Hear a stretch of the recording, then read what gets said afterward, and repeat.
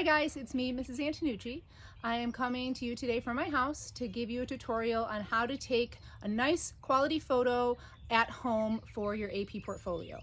Since we're not at school and we don't have my fancy lights and my fancy camera, some of you may feel like you're going to struggle with that photo taking. However, I'm going to show you today a few tricks and tips that we can do in order to take really good quality photos at home. First thing you need to know is, number one, definitely turn off that live function on your iPhone. So if you're taking a photo with your iPhone and you have live turned on, you want to make sure that is turned off. The reason being is when you take a photo with the live function on, it does not save as a JPEG. It saves as an HEIC file, which stands for high efficiency image format. And that's good if you want to share that between people or for whatever other reason, but they won't allow you to edit it in Photoshop or upload it to the AP website. So definitely make sure that that is turned off. Second, you want to make sure that you have good lighting.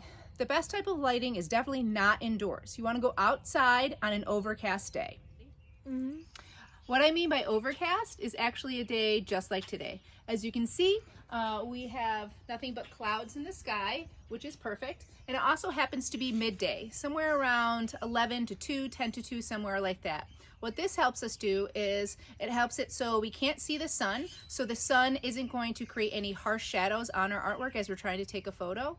And then the sun is kind of filtered through the clouds and it kind of disperses the light evenly. We also don't want to do it really early in the morning or really late in the afternoon, because that is when the light kind of changes and you get more of like a yellow hue on your artwork. And we want to not have it look all yellow and too warm in temperature, but instead be as close to what your artwork looks like as if you were just kind of standing in front of it.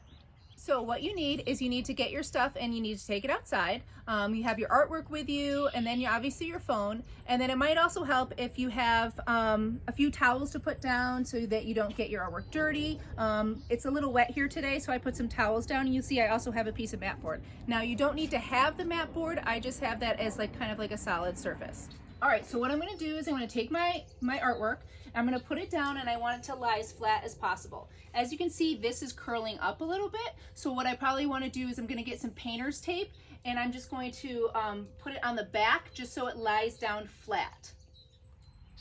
Okay, so I've put 4 pieces of tape on the back of every corner of my artwork.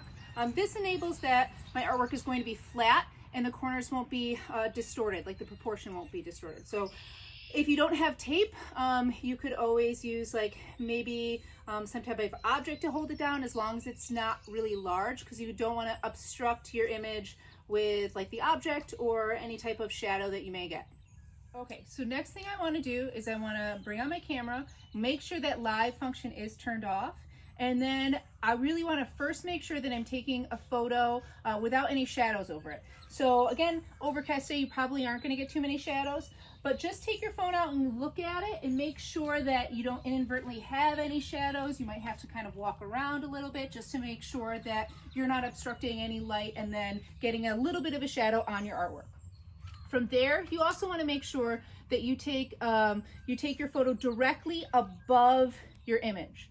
So what I don't want to do is I don't want to take a photo back here. I also don't want to take a photo back here. That distorts the proportion of your drawing. You want to do it like a true flat lay photograph. So I'm taking it directly above. And the other thing that I'm really trying to do is I'm trying to not take it where I have a lot of negative space around my image. So instead of taking it from way up here and even seeing my feet in the photograph, I want to take it from a little bit closer, and then I want to make sure that I'm a little bit tight to the corners of, or the edges of my image. I also want to make sure that I'm not using my zoom feature. So sometimes people want to stand up here and then zoom in. What happens when you zoom in is it kind of makes the quality of your picture decrease. So you want to try not to use zoom as much as you can. So this is kind of what I mean. Like from here, I have my image and it's directly over top, which is good, but I have too much negative space around here. And I also don't want to see my feet. So instead of zooming in, which again looks nice. However, that is going to decrease the quality of our picture. I'm going to go right back out to how my camera normally is, and I'm going to zoom in this way, and I'm going to get a little bit closer. And that enables me to take a good quality photo. The tips I have is essentially make sure that you're holding your camera stable as you're taking your photograph, so it's not shaking around and getting unfocused. Make sure that that live function is turned off. That's like the most important thing. And then you always want to make sure, obviously, that it is in focus. Once you have those images taken and they're in your camera roll, what you're going to want to do next is you're going to want to edit them in some way. Editing can be done in a variety of different ways with a variety of different apps. You can do it right in your Photos app if you have an iPhone, or there's some downloadable apps you can get to that which work really well. You can use Snapseed or even the Photoshop one, but what you want to make sure that you're doing when you're editing your apps is you don't want to put any crazy filters on it. You don't want it to be really different looking and really changed up a lot. You want to make sure that you're maintaining the integrity of what your image looks like or what your artwork looks like when you're actually standing in front of it. So don't go crazy with any of the edits. Once you have all of your images edited to where you feel good about them, or even if you don't feel good about them and you feel like you really need my help a little bit further along in the editing process, what you're going to do is you're going to take all those images and you're going to put them right up into the shared Google Drive folder that I made for each and every one of you. And in there, if you need any further help, please let me know. You can send me an email and I'd be more than happy to look them over and make sure that they're looking good.